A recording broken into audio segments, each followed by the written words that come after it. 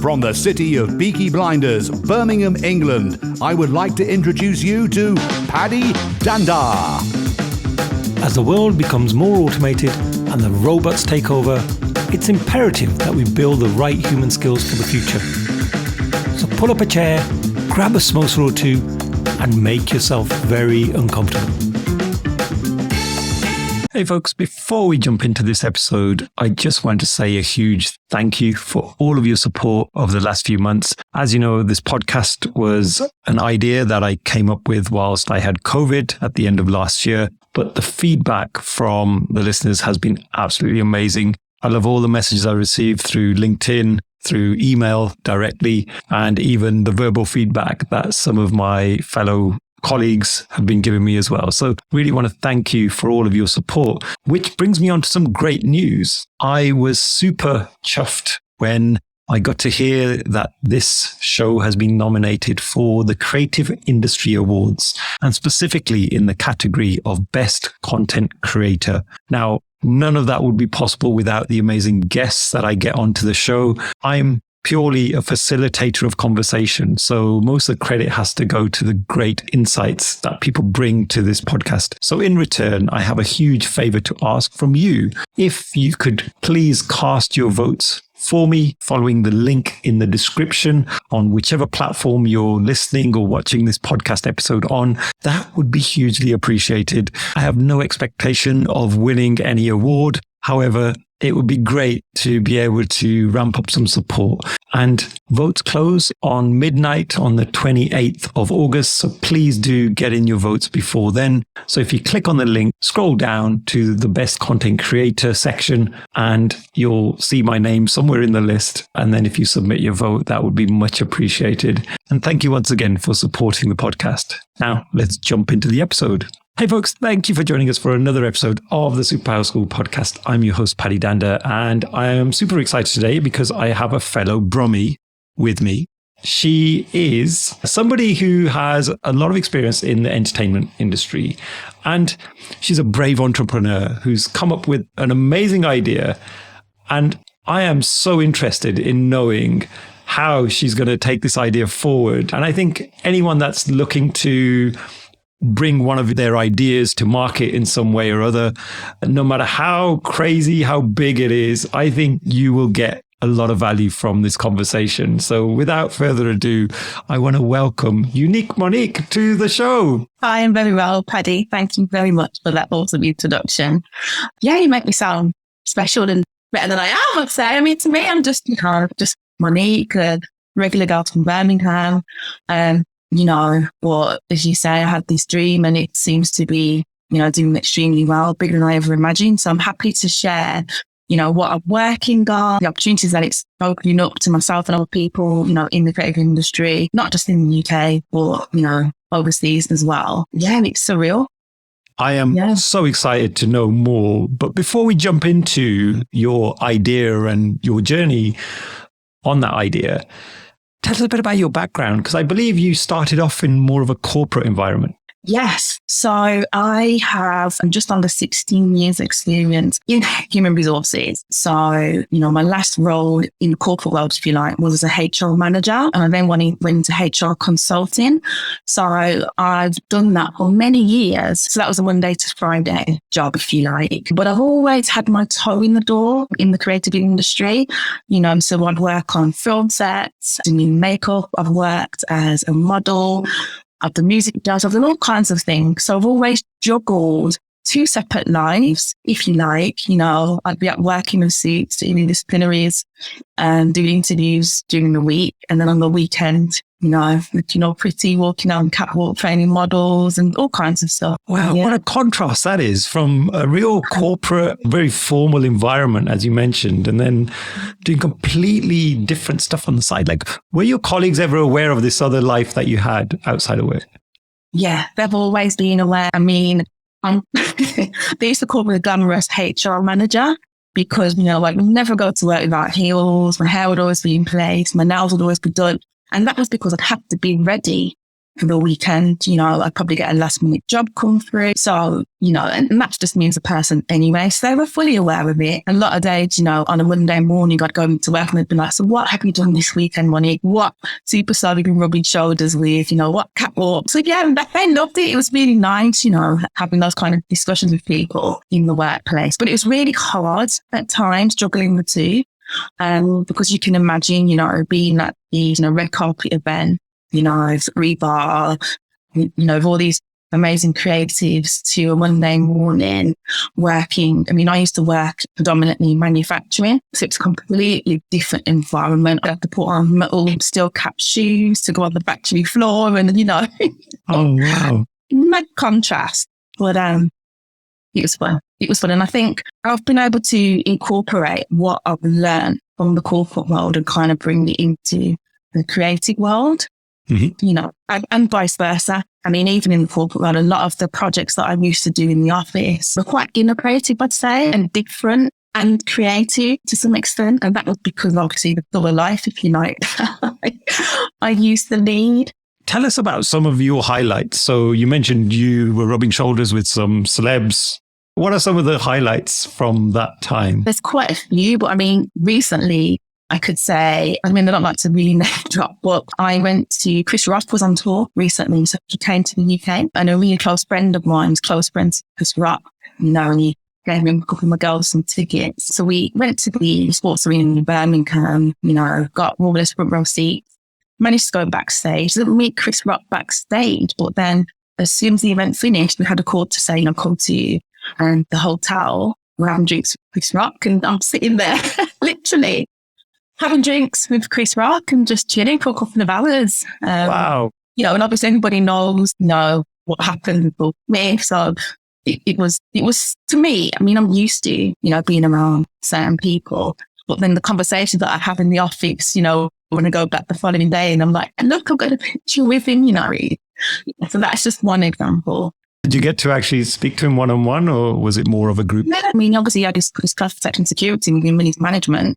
Yeah, we just stopped speaking and cheap for a couple of hours. How do you break the ice with someone like Chris Rock? I mean, I think with a lot of people, you could say something funny, right? But he's the king of comedy. So what do you say to break the ice with someone like that? To be honest, for me personally, I'm just myself. As much as these people are legends, and they're phenomenal people and they're famous, to me, they're just people. So I just approach them as people. Obviously, I know you, so I can say, hi, Chris, as opposed to, hello, what's your name? Might sometimes say, I like what you did in this movie, or I like what you did on stage. But a lot of the time, we just have normal, general chit-chat to do with everybody else. And I think they appreciate that because they're so used to fans running up to them wanting a signature. Oh my God, there's so-and-so. Especially after a show, you don't really want to be still telling jokes. You just want to relax. So a lot of the time, I'm just me and I just have normal, if you can call it normal, conversations. I don't get starstruck. I think that's what it is. I've just never been that kind of person. Right. And in terms of the previous work that you've done, anything that you'd like to share there around some of the big gigs that you secured? Yeah, so I've done various music videos, over time. I've recently got into acting. So I studied at Identity School of Acting, Identity Drama School in London. IDSA. I actually started that during lockdown. It's something that I always wanted to do, but because of me working in the corporate world, it's really hard to juggle the two. But during lockdown, I thought, I'm going to have a look to see, if I can get into drama school. And they had an online course, so I auditioned and I got the part. And from there, learning various new skills regarding acting against the camera and connecting with a lot of people, I started working on a few short films. I also signed up as an SH and supporting artist. Some people call them TV extras, but they write terminology supporting artists. And from that, I've managed to be on set with Tom Cruise. So Mission Impossible 7. Recently, that was about 5 or 6 days shooting in Birmingham, Grand Central. It was in the news, and all of that. I've been on set with Priyanka Johal. I done some work on BBC. It's called Show Trail. I'm currently filming a feature film called Godtech, which is out next year. I've done quite a bit. And I also host, so I host fashion shows as well. An event called Fashion Show Live during London Fashion Week. I host that twice a year. So yeah, I did quite a bit when I think about it. But I think because it's just what I'm used to doing, it's just a job really, but it's something that I really enjoy and love. So I don't, really sing about it. But when I speak to people about what I do, they're like, oh my God, how much is amazing. I've started presenting now as well, actually. So I've recently interviewed to Blackwood. So that should be coming out pretty soon. I think it's already been edited. It'll be coming out on a new TV platform called Pivot TV, which is another platform. So I've done that as well. Yeah. Oh my God, that is phenomenal. Yeah, I had no idea. I know you and I had a few words before we kicked off the episode and you were saying, oh yeah, this is my background, but that's phenomenal to hear the great stuff you've been doing. So thank you so much for sharing that. So Monique, let's talk about your idea.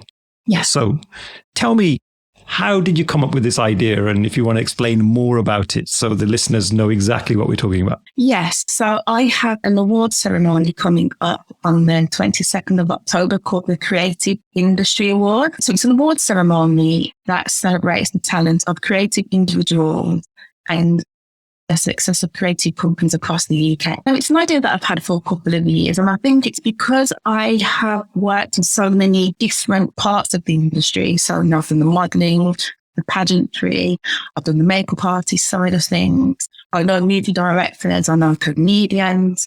I just thought to myself, what can I do to kind of bring everybody together? And I mean, with what I do, I come across so many talented people that nobody knows about. I mean, obviously we've got the backers, we've got all these large award ceremonies for people who have made it and have made it massive. But what about those people who are phenomenal but don't get the recognition? But also sometimes the people that are in the background as well. I mean, I've got quite a few ideas for next year, but there are people that do so much work in the background that don't get a look in.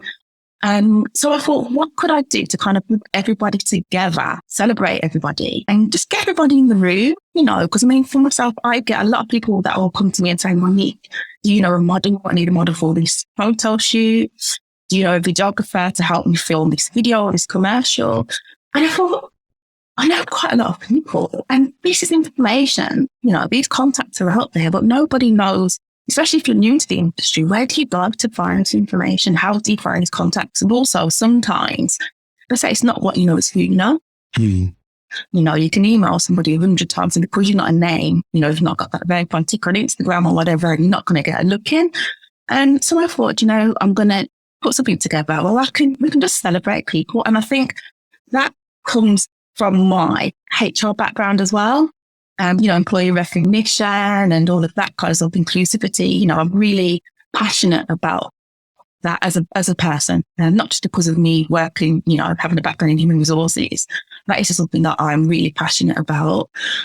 So it's just, for me, it's giving back, if I'm honest, to the community. And I think during lockdown, a lot of these creatives kept us entertained.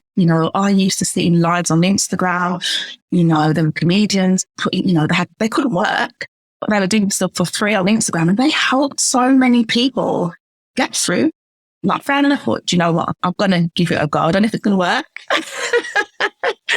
I'm not sure if it's going to work, but I'm going to give it a go. I mentioned it to a couple of my contacts and I said, yeah, it sounds like a good idea. But if I'm honest, I didn't think it would work. If that makes sense. I thought it would take a couple of years or a couple of tries for it to really take off.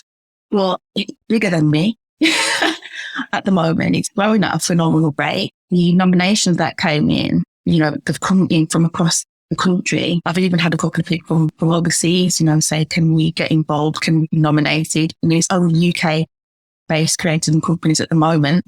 And I've had so many DMs from people. Oh my God, thank you so much for the recognition. It's just so heartwarming for me because I love to serve people. That's just me. A couple of years ago, I had a really good talk with one of my friends who's quite well-known creative, and he said to me, you need to find your purpose. And I think I was at a low point because I was juggling, the corporate and the creative side of things, and nobody wants to sit in an office, And I just thought to myself, I'm so much more than this. Sitting in an office behind a screen, what can I do? And I was like, you know what, I want to serve others, but how can I do that? And so that's why I came up with the idea. Wow. Yeah. And when was this? So when did you start to think about these new awards? Because you said the actual awards are taking place on the 22nd of October. So if I just work backwards, when did it all start? I mean, I've had the idea for years, but I actually put it into motion this year. I think it was probably February or March this year. I woke up and I was like, you know what? You've had this idea for a very long time. Just do it. So I came up with the name and, I went on to buy the domain. I was like, oh my gosh, .co.uk available. And went on to Instagram, like, gosh, it's available. Applied for the trademark. I was like, how is this name available? It's meant to be, straight to the point. Tell exactly what it is. And I thought, you know what, if I don't do it now, somebody else is going to do it, eventually. You're thinking of something. You've got another 100 people that are thinking of the same thing. It's just who is brave enough to actually bring that idea to life. So I thought, if I don't do it now, I'm never going to do it. So I actually left the corporate world in June. I decided to leave my corporate job and focus full time on this. So I've taken a risk, but I'm at that point in my life where if I don't take that risk now, I'm never going to do it.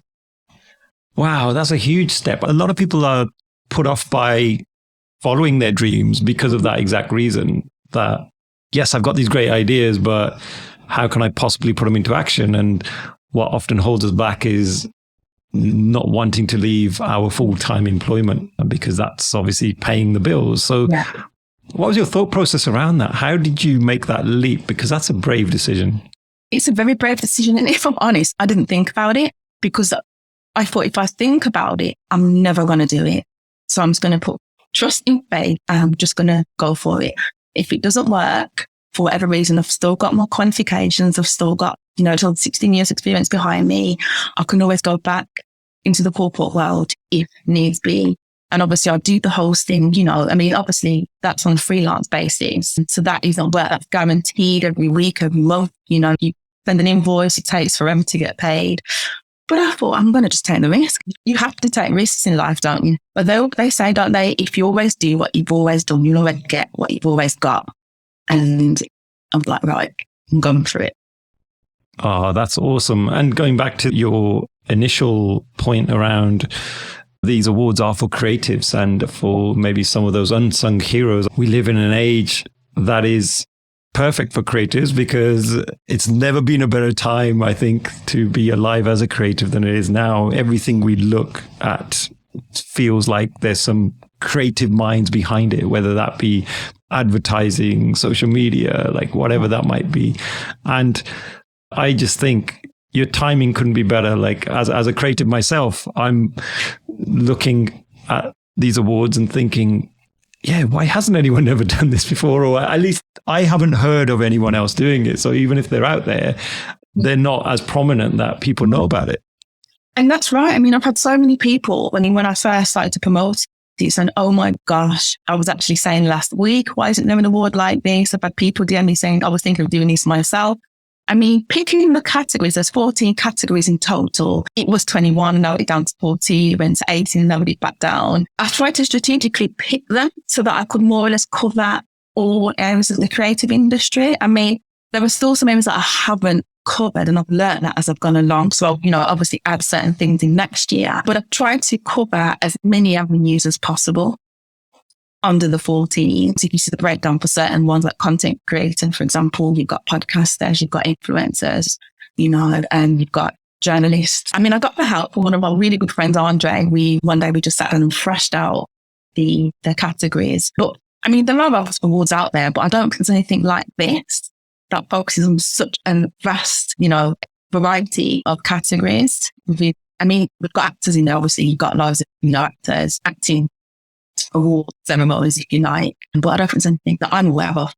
You mentioned there you've got one of your friends involved, but I'm sure you've got a whole team of other people who are helping out. So how do you bring these people on board? Like, you must have some magic in terms of how you influence people. How do you get to bring people on board on this journey with you? I mean, I've tried to work with people who have a similar vision as I do. A lot of them actually are people who I've worked with in the past. I've got Roxy. We do a lot of the backstage training during London Fashion Week, a lot of the hosting. Hilary Davis is an actress. I met her on set last year. Oliver Morris, he's an amazing photographer, but he's a close friend of mine. So there's a few people who I've got on board who are actually friends. I've got Mickey, who, I don't know Mickey personally, but I do now, but Mickey came to me through Hillary. So majority of us are all, friends of a friend. And this is why I say it's sometimes who you know. So we've got Victor on board, who he was recommended to us. And I think because it's such a good idea, if I'm honest, then as you say, I think because it's destined to be huge, I think, I've had people literally messaging me, can we get involved? Can we be sponsored? Can we partner with you? And because I think the idea is, it's unique, but it's quite simple, and it's crazy that nobody has thought of it before, if I'm honest. But also I think, I'm not verified on Instagram, I don't have a boutique, I don't have, 30,000 followers, but I do have, I would say, strong Instagram page whereby you can see what I do. I am very strategic in what I post on my Instagram page, and it is my portfolio, if you like. So if I am posting London Fashion Week, when I've met Chris Rock, all of these are on my Instagram, so people can see, okay, this girl, she's only a small lady from Birmingham, but she knows a lot of people, she's got some really good connections. So I think that's one of the reasons why. I've got a friend who's a movie director, and he called me the other day to see how it was going. And he said, how are you doing this? And he goes, do you know what? It's because it's you, because of you, the person that you are. I go above and beyond to help people. There's a lot of things that I've done for free and I've volunteered in the past. And, I've had people say to me, I would never do that for free, or I'd never help out so-and-so. But I can want to know these people now, and I've never done it because I want to ask for better in the future. But I think because, like I say, I like to serve others, it's obviously, this is my reward coming back to me now.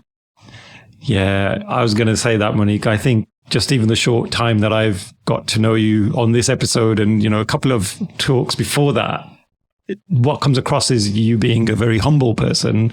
There's no ego there. Like when you mentioned some of the work you've been doing in the past and types of people you've been meeting, and someone who is very humble, and I was going to say, I noticed that straight away. And I think your friend's absolutely spot on in that people buy into you as a person, and then they buy into the concept. And I just give you a recent example. I have people pinging me now asking, hey, Paddy, can I be a guest on the podcast?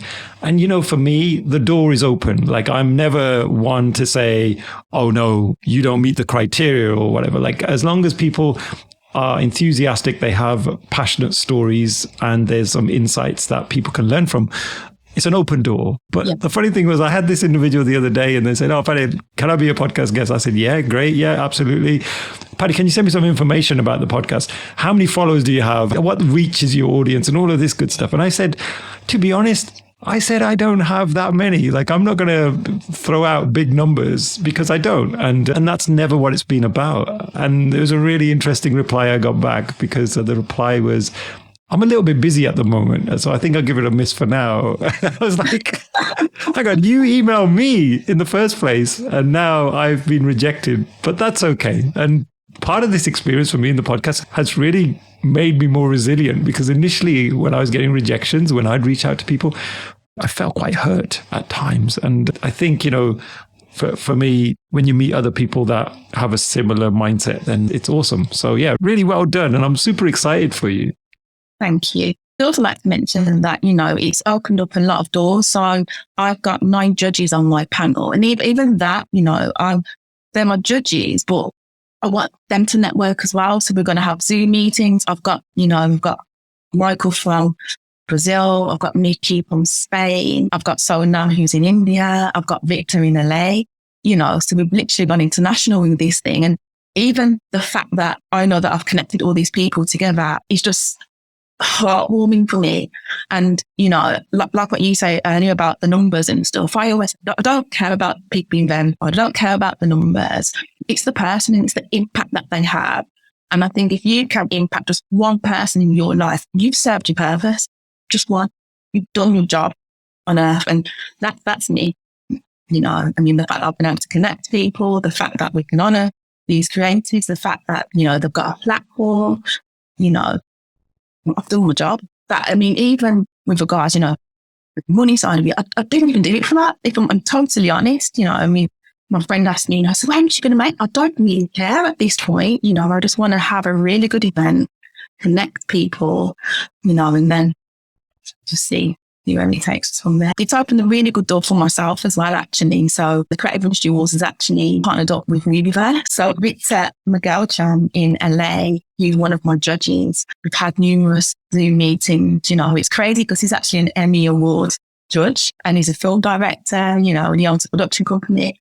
And we're now working on something really quite special that's going to be filmed in America. So, we're doing cross promoting there. So I'm actually, magazines. He sent me a link yesterday of a magazine that I'm in America. I'm like, this is absolutely crazy.